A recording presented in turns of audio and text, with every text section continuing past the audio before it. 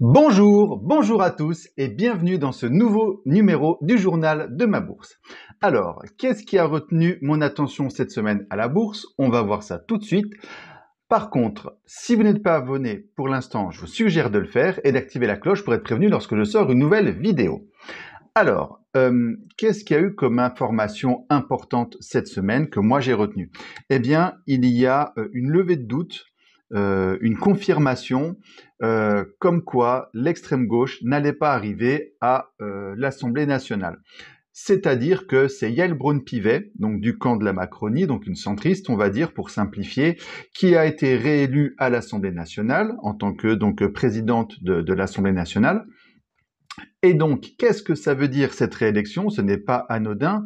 Ça veut dire que l'extrême gauche n'a pas eu suffisamment de voix pour pouvoir faire élire leur candidat, ce qui veut donc dire que ça va être compliqué pour eux de pouvoir faire passer des lois. Et deuxième chose, l'usage et la coutume, d'après ce que j'en ai compris, ce qui a été expliqué, veut que le gouvernement suive l'orientation de l'Assemblée nationale avec le président. C'est-à-dire que si on a un président de l'Assemblée nationale qui est du groupe macroniste, on va avoir un gouvernement avec issu d'un groupe macroniste. C'est comme ça que ça marche, en général. On ne peut pas avoir, sinon ça serait une autre forme de cohabitation, c'est compliqué, donc on ne peut pas avoir ça. Donc normalement, l'élection de Yael Braun-Pivet, c'est un bon signal parce que ça veut dire que l'extrême gauche n'a pas pu voter pour faire élire son candidat. Et deuxièmement, ça veut dire qu'on va avoir un gouvernement qui ne sera pas d'extrême gauche. Alors ça sera un gouvernement normalement centriste. Donc chacun en pense ce qu'il veut, c'est pas le thème de la vidéo. Ce que ça veut juste dire, c'est qu'on n'aura pas plus de poids au niveau de l'extrême gauche. On n'aura pas de président de l'Assemblée de l'Assemblée nationale d'extrême gauche et donc pas de gouvernement ou de Premier ministre d'extrême gauche. Ça, c'est personnellement moi ce qui me faisait peur. Et deux, c'est aussi ce qui faisait peur. Donc moi, ça me faisait peur en tant que citoyen, mais aussi en tant qu'investisseur. Et ça, c'était une grosse crainte de la part de beaucoup d'investisseurs. C'était de voir l'extrême gauche, pour schématiser, arriver au pouvoir à l'Assemblée nationale et donc avoir un gouvernement d'extrême gauche avec un Premier ministre d'extrême gauche. Parce que là, ça aurait été très mauvais pour nous investisseurs, parce que le programme de l'extrême gauche, c'était plus taxé. Par exemple, le SMIC à 1600 euros, ça peut partir d'une bonne intention, mais il faut tenir compte des réalités parce que ça va imposer des charges énormes aux entreprises. Donc beaucoup d'entreprises n'auraient pas pu le financer, donc ça les aurait mis dans des grandes difficultés. Ça aurait aussi contraint d'autres entreprises à valoriser à la hausse les autres salaires, parce que si vous touchez, vous, 200 euros de plus que quelqu'un qui est au SMIC, et si son salaire augmente et qu'il arrive au même niveau que vous, vous, si vous n'y étiez pas au niveau du SMIC, il faut revaloriser aussi votre salaire parce que vous étiez peut-être plus compétent, plus qualifié. Donc, ça veut dire qu'il aurait aussi fallu revaloriser à vous votre salaire. Donc, tout aurait été tiré vers le haut. Et donc, ça aurait été très mauvais pour l'économie parce que l'argent des salaires ne sort pas d'un chapeau magique. C'est les entreprises qui les fournissent et il faut savoir que ce que paye une entreprise aux salariés, elle en a aussi une grande partie en plus en charge patronale, ce qui veut dire que c'est pas juste augmenter de 200 euros l'employé pour lui donner 200 euros de plus, mais c'est au moins le double que l'entreprise devra payer une deuxième partie en fait en plus de charges patronales. Ce qui veut dire que par exemple, si l'entreprise donne 200 euros de salaire, elle devra donner en plus 200 euros de charges salariales. Bon, c'est pour schématiser, les chiffres, je les ai pas tout à fait en tête, mais c'est grosso modo pour simplifier. Ce qui veut dire que pour une entreprise, ça lui coûte pas juste 200 euros pour l'employé, mais ça lui coûte 400 en tout. Et donc, il faut imaginer ça sur des milliers d'entreprises, des milliers de postes, etc. Et donc, ça aurait été vraiment des charges impossibles à supporter et ça aurait mis beaucoup d'entreprises dans de grandes difficultés. Il y avait aussi la taxation des riches avec donc d'autres tranches d'imposition. Il faut imaginer que l'extrême gauche voulait taxer à 90% les plus riches, donc ça veut dire qu'en fait tous les plus riches seraient partis de France, parce qu'il ne faut pas imaginer que des footballeurs qui gagnent, pour prendre un exemple simple à comprendre, qu'un footballeur qui gagne des millions d'euros va tout donner.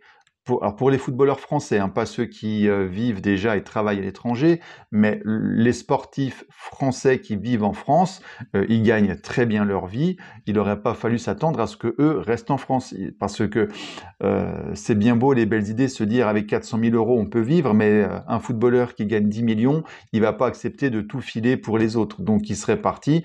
Donc on aurait eu, ça aurait été l'exemple, il aurait pu aller jouer au foot ailleurs et donc partir. Et donc ça aurait été vrai aussi pour énormément d'autres personnes qui, une fois qu'on a beaucoup d'argent, eh ben on a le luxe de pouvoir partir facilement, s'expatrier, et donc beaucoup de personnes seraient parties, ça n'aurait rien arrangé. Voilà, il y aurait aussi eu beaucoup de choses, honnêtement, au niveau de la fiscalité, qui n'auraient pas été intéressantes. Il y aurait aussi la taxation des super profits. Une entreprise fait des profits, tant mieux pour elle, et c'est qu'elle est en bonne santé. On ne peut pas non plus taxer les actionnaires. Les actionnaires, il faut bien comprendre qu'en fait, quand on est actionnaire, on prend un risque en aidant une entreprise. C'est-à-dire qu'on va donner de l'argent à une entreprise par le biais de l'achat d'actions, et à côté de ça, on est rémunéré, on se rémunère comme ça, on rémunère notre risque avec le dividende ou avec la possession de cette partie d'entreprise, parce que dans le temps, elle va se valoriser. Donc, ce risque-là, il doit être valorisé, il doit être payé. On peut pas on peut pas ne pas payer le risque. C'est-à-dire que si jamais on fait trop payer le risque, eh ben, que vont faire les gens? Ils ne vont soit plus investir en France, soit investir sur d'autres choses. Et donc, ça va être néfaste pour l'entreprise. Parce que qu'est-ce qui fait qu'un individu investit à la bourse? C'est qu'il veut faire des profits. On n'est pas bête. Si c'est pour mettre son argent sur un livret A, toucher 3% par an, c'est pas intéressant. Si on veut faire de la bourse, c'est pour sécuriser de l'argent, donc pour en placer sur des actions qui sont solides, ou alors vouloir faire du profit à long terme. Donc des fois à court terme, hein, ça peut se passer sur quelques mois, quelques semaines, ou des fois sur quelques années, ou même sur les 20 prochaines années. Donc le but, c'est vraiment d'investir pour regagner de l'argent. Alors il y en a qui le font aussi en se disant, ben, je participe économiquement à l'activité, mais c'est pas non plus désintéressé complètement. Voilà, un investisseur, son but quand on a de l'argent, c'est de faire travailler l'argent, et il y a plusieurs façons de le faire, et investir au niveau de la finance, c'en est une. On peut faire de l'immobilier, il y a différentes choses, et donc investir dans les actions, c'est aider les entreprises, c'est leur donner de l'argent pour qu'elles puissent travailler. Donc si jamais on taxe tout ça, et ben en fait ça va freiner l'économie française. Donc qu'est-ce que ça aurait fait? Ben, ça aurait pénalisé les entreprises, et ça aurait fait que les investisseurs auraient soit changé de type d'investissement, ils seraient peut-être allés vers l'immobilier. Moi, c'est pas ce que je préconise, c'est pas ce que j'apprécie, mais il y a d'autres choses. Ou alors, ils seraient allés investir sur d'autres secteurs financiers, comme par exemple la bourse aux États-Unis ou autre chose, etc. C'est pour ça que c'est intéressant d'ouvrir un CTO, un compte titre, pour diversifier les placements. Et peut-être que beaucoup de personnes auraient délaissé le PEA en disant, si c'est pour me faire matraquer d'impôts, je laisse le PEA, soit je le vide si jamais je suis arrivé au bout des 5 ans, je prends ce que j'ai à prendre et je réalloue tout le reste sur un CTO aux États-Unis, ou alors, si jamais il n'est pas fermé, je mets plus rien dessus, je laisse courir, et puis au bout des quelques années qui restent, hop, je récupère et je... Donc, tout ça, ça aurait été très néfaste, parce qu'il faut comprendre que le PEA, ça a été une enveloppe fiscale. On dit une enveloppe fiscale parce qu'il y a deux comptes, donc c'est le compte de liquidité et le compte de le portefeuille. A été créé, a été mis en place il y a plusieurs années, quelques décennies, par l'État français pour encourager les Français à investir dans les actions françaises. Donc, si jamais on augmente la fiscalité sur le PEA, les entreprises, eh ben, ça va en fait décourager les investisseurs et donc ça aura complètement l'effet inverse et donc ça va pénaliser encore les entreprises. Donc toutes ces mesures qui étaient préconisées par l'extrême gauche pour une justice sociale, une justice financière, ça aurait été de très très mauvais signaux qui auraient été envoyés et il y aurait pu y avoir je pense, beaucoup de problèmes, hein. Pour tous ceux qui n'ont pas fait d'histoire, je vous encourage à vous renseigner sur qu'est-ce qui s'est passé en Russie dans les années 50, enfin après la Seconde Guerre mondiale, etc. Tout ça avec Staline, la misère qu'il y a eu, la famine, etc. Bon, il faut voir un petit peu, il faut lire tout ça, et on peut se rendre compte de ce que c'était que le communisme et du schéma qu'ils ont en tête. Donc, les idées d'extrême gauche qui sont véhiculées par l'extrême gauche, c'est ce genre de choses. Donc, c'est prendre aux plus riches, etc., déposséder les gens, c'est vraiment quelque chose qui peut faire vraiment flipper, surtout quand on est investisseur et qu'on essaie justement de se sortir un peu de tout ça et de valoriser ce qu'on a. Donc, quand on est un petit, surtout que nous, on est beaucoup de petits investisseurs, on n'a pas des milliers d'argent, des milliers d'euros, des fois on a un petit coussin de sécurité, on a un petit peu plus, et ben on essaie de faire un petit peu travailler son argent, c'est pas pour se faire spolier tout se faire prendre en étant accusé d'être des riches possesseurs parce qu'on a quelques actions. Donc voilà, donc je pense que moi, en tant que citoyen, en tant que personne, je suis très satisfait que l'extrême gauche donc, ne soit pas à l'Assemblée nationale, enfin, donc ne soit pas arrivé en tant que président et donc normalement ne sera pas nommé au niveau du gouvernement. Après, il y a le Braun-Pivet, le camp de la Macronie, tout ça, on peut en penser ce qu'on veut. Bref, ça m'intéresse pas d'en parler. Ce que j'en retiens, c'est que c'est pas l'extrême gauche et que ça, c'est une bonne chose. Donc, ça, c'est une première bonne chose. Deuxième chose importante à retenir, eh ben, c'est qu'il y a eu, vous avez sans doute entendu parler ou peut-être constaté, une grosse panne informatique donc avec Microsoft, et donc il y a eu beaucoup de répercussions, et donc ça a plombé un petit peu le CAC 40 et certaines bourses européennes, mondiales aussi, je crois, il y en a eu certaines, et donc le CAC 40 maintenant se retrouve, on est à 7500 points. Donc 7500 points, qu'est-ce que ça fait? Eh ben, donc on est quand même plus haut qu'à la fin de l'année dernière, mais on est plus bas quand même. On était à quasiment 8300 points au printemps. On est donc quand même, ça a quand même pas mal baissé. Par exemple, moi j'ai regardé, moi j'avais acheté LVMH, mon action LVMH, je l'avais acheté à 695 euros.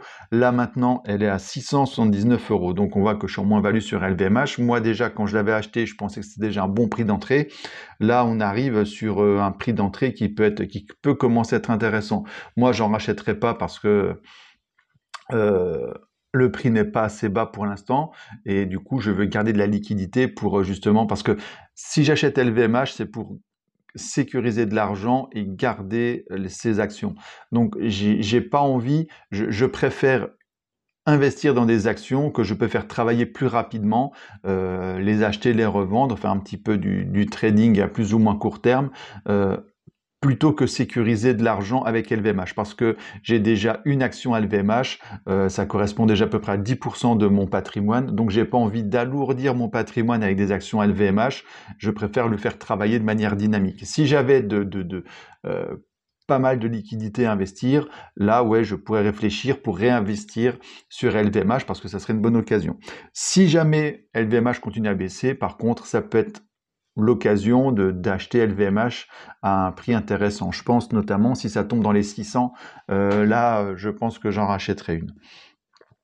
Qu'est-ce que j'ai retenu aussi? Air Liquide. Air Liquide est à 163 euros. Donc ça, c'est aussi un prix intéressant parce que moi, j'ai deux actions Air Liquide. Je les ai à 160 euros, prix moyen, PRU. Donc ce qui veut dire que là, Air Liquide est redescendu à mon prix moyen. Donc c'était beaucoup monté Air Liquide. Et là, de voir que Air Liquide est descendu, ça peut être intéressant aussi pour faire un point d'entrée intéressant. Petit point négatif, c'est Rémy Cointreau. Rémy Cointreau, moi j'en avais acheté parce que elle était à 90 euros et je pensais que c'était une bonne affaire à ce moment-là. Alors j'aurais peut-être raison dans le temps, et je pensais que ça descendrait pas beaucoup plus bas, et puis que du coup ça remonterait dans le temps, mais on constate que du coup là, Rémy Cointreau est descendu à 71 €, donc ça fait quand même une grosse baisse, surtout que moi j'avais déjà moyenné à la baisse, j'avais déjà racheté une ou deux actions, donc maintenant j'ai un PRU à 87 €, donc j'ai baissé un petit peu mon PRU qui devait être à 91-92, et du coup là j'ai tout de même une moins-value latente, hein, parce que tant que j'ai pas vendu, j'ai pas perdu, j'ai tout de même une moins-value latente à moins 18%. Donc ça, c'est embêtant. Bon, après, je sais que c'est temporaire, hein. Rémy Cointreau devrait se reprendre, notamment soit à la fin de cette année ou début d'année prochaine. Donc c'est toujours contrariant d'avoir une action dans le rouge, surtout à ce niveau-là, moins 18%, ça fait pas plaisir, mais je me dis que c'est temporaire et ça repartira. J'avais vu notamment ça dans d'autres actions que j'avais achetées. J'avais acheté des fois quand c'était un peu haut, c'était descendu, et puis on se dit « Ah mince, c'est embêtant », et au final, ça remonte, et puis voilà. Du moment qu'on a investi dans une bonne action et que la baisse que subit l'action n'est pas une baisse qui est liée à des crainte vraiment réelle sur l'avenir de l'entreprise. Ça peut être des tensions temporaires, comme en ce moment avec la Chine, le marché et tout ça, mais normalement, ça devrait se reprendre et repartir. Donc, j'avais déjà réinvesti sur Rémy Cointreau, donc là, je ne vais pas recharger sur Rémy Cointreau, il me restait un petit peu de liquidité sur mon compte de liquidité, je ne vais pas réinvestir sur Rémy Cointreau, j'ai déjà suffisamment investi dessus, je vais laisser, et tant pis pour la baisse que j'ai en ce moment, ça pourrait se dire que c'est intéressant d'en racheter encore, mais j'en ai assez, je vais arrêter. Ce qui me reste, je vais attendre de voir comment ça évolue et qu'est-ce que je rachète à ce moment-là.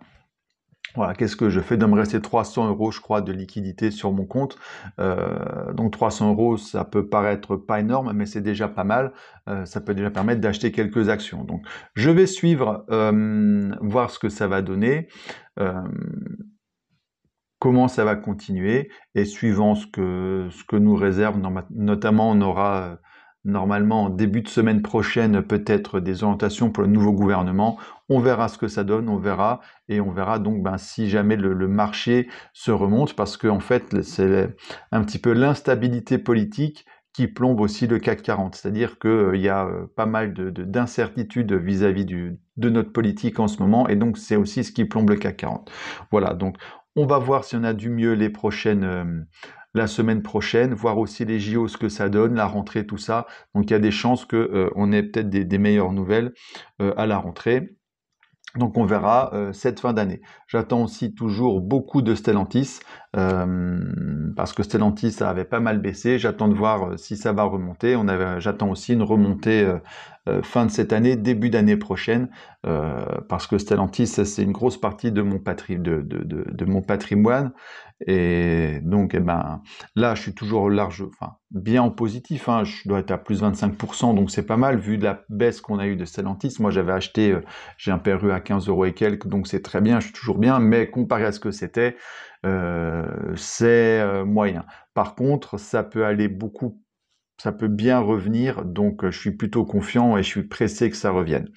Voilà, donc c'est tout ce que j'ai retenu, moi, mon petit tour d'horizon me concernant pour la bourse cette semaine. Donc voilà, dites-moi vous ce que vous en pensez dans les commentaires, comment vous voyez les choses, quelles actions vous suivez, et puis moi je vous dis sans doute au week-end prochain, normalement ça sera le week-end prochain, peut-être dans la semaine si j'ai le temps parce que j'ai une autre vidéo que j'ai envie de faire, et donc je vous dis à la semaine prochaine pour une prochaine vidéo. Allez, bonne soirée! Parce qu'on est le soir, hein, j'ai fait le soir parce que j'ai eu un week-end chargé, du coup j'ai fait la vidéo le soir. Alors j'avais dit bonjour au début pour pas dénaturer, mais du coup bon, je viens de me trahir, on est le soir, donc du coup je vous dis bonsoir, salut.